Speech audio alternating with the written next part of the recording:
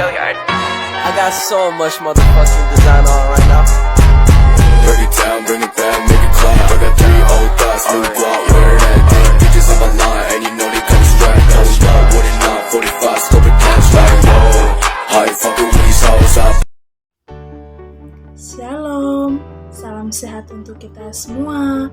Perkenalkan, nama saya Harlinda Panunahak dengan NIM 20.0107.0112 kelas B semester 7 Fakultas Keguruan dan Ilmu Pendidikan Universitas Nusa Cendana. Di sini saya akan membuat video tentang kasus Rohingya yang mengungsi ke Aceh. Dalam video ini saya akan membuat untuk memenuhi ujian akhir semester Filsafat Pancasila. Dalam video ini, saya akan menjelaskan sedikit kronologi kasus Rohingya dan konflik yang terjadi saat ini. Di etnis Myanmar, perlakuan diskriminatif terhadap etnis Rohingya antara lain disebabkan oleh status mereka yang berbeda. Salah satu akar konflik tersebut adalah status etnis Rohingya yang masih dianggap imigran ilegal di Myanmar. Pemerintah Myanmar juga tidak mengakui serta tidak memberi status kewarganegaraan kepada mereka. Sebagai akibat karena tidak memiliki kewarganegaraan, etnis Rohingya tidak bisa mengakses pendidikan, layanan kesehatan, dan bahkan pekerjaan yang layak. Bukan hanya di latar belakang heterogenitas etnis saja yang menyebabkan konflik antara etnis, melainkan juga disebabkan oleh adanya ketimpangan ekonomi, agama, superioritas etnis, dan kebijakan-kebijakan yang ditetapkan oleh pemerintah, terutama kebijakan yang mengandung unsur-unsur etnisitas, memberikan hak privilege pada etnis tertentu.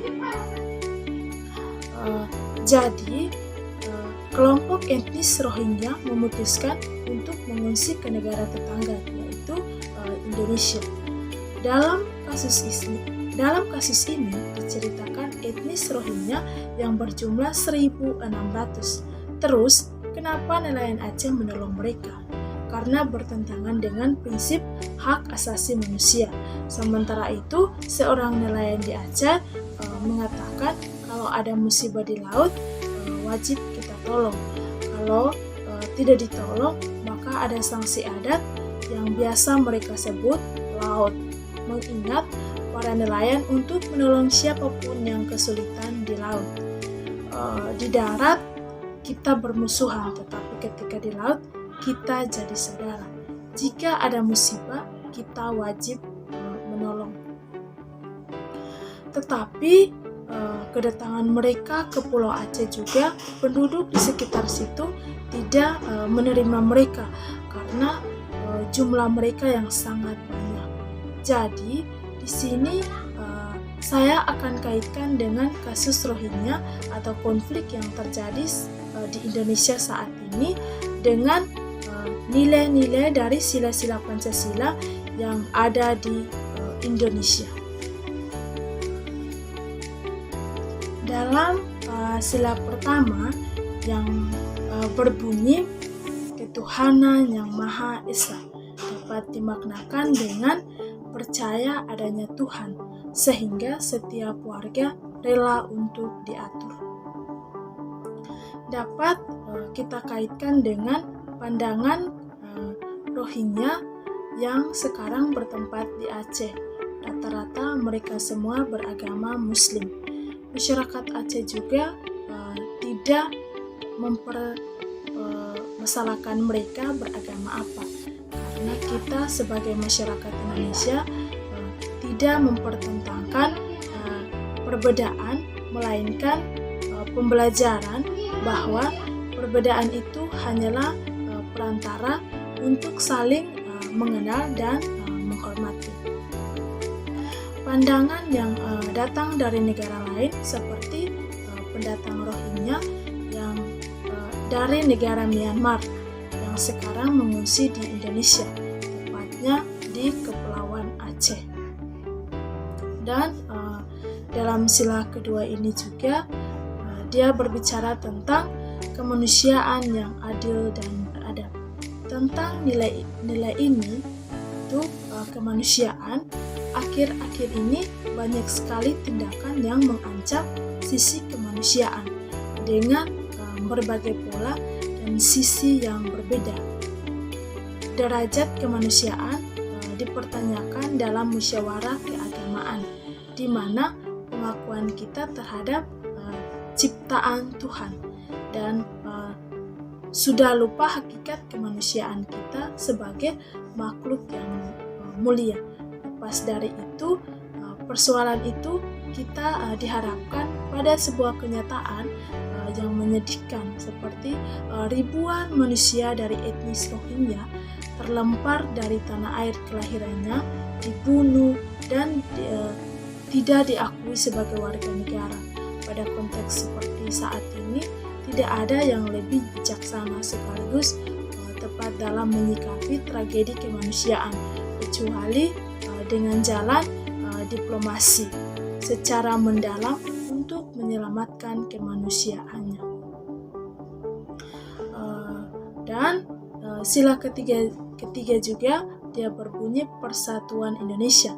Dalam studi kasus Rohingya tentang nilai persatuan Indonesia cukup cerdas dalam mengelola berbagai perbedaan, bagaimana tidak begitu banyak aliran kepercayaan dari berbagai suku bangsa, tetapi masih takluk di bawah Undang-Undang Dasar 1945 yang menunjukkan nilai Pancasila, yaitu Persatuan Indonesia.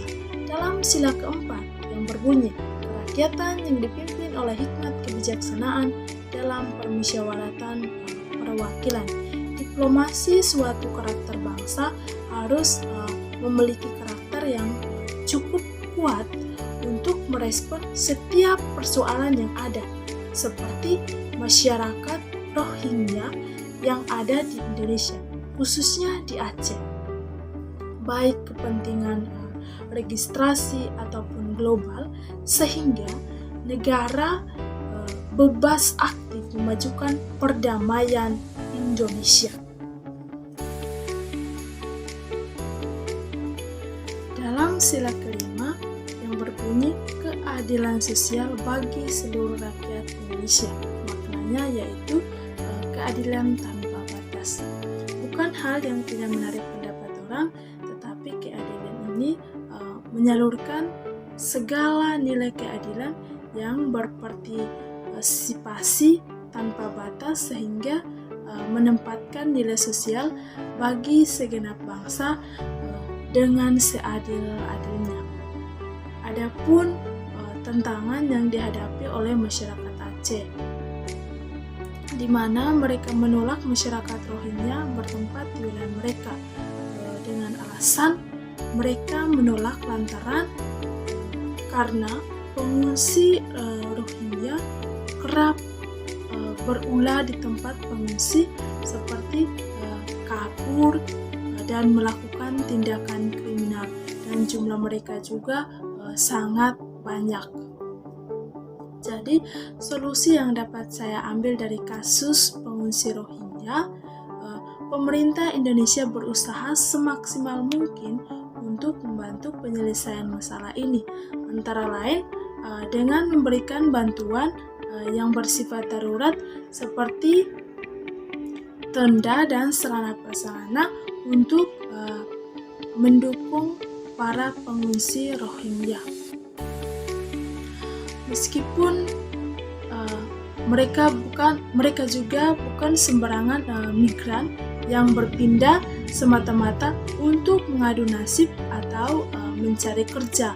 Mereka adalah pengungsi ataupun pencari suaka yang menjadi korban persekusi di negaranya. Tidak mudah untuk mengusir mereka yang telah terusir dari negaranya untuk kembali ke sana. Keselamatan mereka terancam di sana. Indonesia memang belum meratifikasi konversi tentang status pengungsi pada tahun 1951. Namun, Indonesia terikat dengan prinsip non-refoulement. Prinsip ini berarti tidak mengembalikan para pengungsi ketika mereka telah masuk ke wilayah teritorial untuk negara ketika keselamatan mereka terancam di negaranya. Sebab kalau dibiarkan akan memicu masalah keamanan sosial. Apalagi dalam waktu dekat ini Indonesia akan menggelar pemilu, sehingga dikhawatirkan keberadaan pengungsi tersebut bakal menambah beban aparat keamanan dan memecah konsentrasi.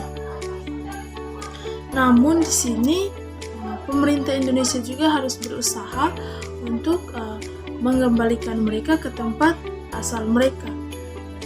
Karena kalau dibiarkan mereka akan memicu masalah keamanan nasional. Apalagi dalam waktu dekat ini Indonesia akan menggelar pemilu, sehingga dikhawatirkan keberadaan pengungsi tersebut bakal menambah beban aparat keamanan dan memecah konsentrasi. Pemerintah pastinya ingin pemilu berjalan dengan lancar, tetapi di tengah banyaknya tuduhan intrik politik, adanya pengungsi menambah masalah, tidak mungkin Indonesia sendiri mau jadi pahlawan. Tetapi nyatanya kita kewalahan dalam mengurus masyarakat kita sendiri. Jadi pemerintah ingin mengembalikan mereka ke negara asal supaya pemerintah Indonesia bisa mensejahterakan kembali rakyatnya sendiri yang sedang kesulitan ekonomi. Di sini dapat saya ambil contoh masyarakat kita, khususnya di wilayah Papua, termasuk ke dalam daerah tertinggal pada tahun 2020 sampai 2023 saat ini. Angka ini paling tinggi bila dibandingkan dengan wilayah lain seperti Maluku, Sumatera Utara, Nusa Tenggara, dan Sulawesi. Masyarakat Papua masih merasakan kesenjangan yang begitu besar dengan daerah lain. Dua di antaranya adalah terkait pendidikan dan ekonomi. Terkait dengan pendidikan, masyarakat Papua khususnya di Kabupaten Mapi, mereka mengalami beberapa kendala. Pertama itu pendidikan, kehadiran guru yang masih sangat kurang, dan yang kedua itu kebanyakan guru yang ada di Papua pun lebih banyak berstatus guru honorer, bukan pegawai negeri sipil atau PNS dengan kualitas yang baik. Mendapatkan status sebagai guru PNS terbilang sulit bagi guru di Papua yang bergulat dengan keadaan sulit dan ekonomi mereka. Di sini masyarakat Papua juga mengalami kesulitan dalam ekonomi, terbatasnya persediaan bahan makanan, pengetahuan ibu yang kurang gizi pada anak, kebiasaan makanan seadanya asal kenyang yang diterapkan oleh masyarakat Papua, sebab banyaknya anggota keluarga serta terbatasnya infrastruktur yang membuat ibu hamil sulit memenuhi kebutuhan nutrisinya. Jadi, pemerintah Indonesia perlu mensejahterakan kembali rakyat kita yang sedang kesusahan di Papua, baik dalam pendidikan maupun ekonomi, dibanding mereka menolong pendatang Rohingya. Sekian dan terima kasih.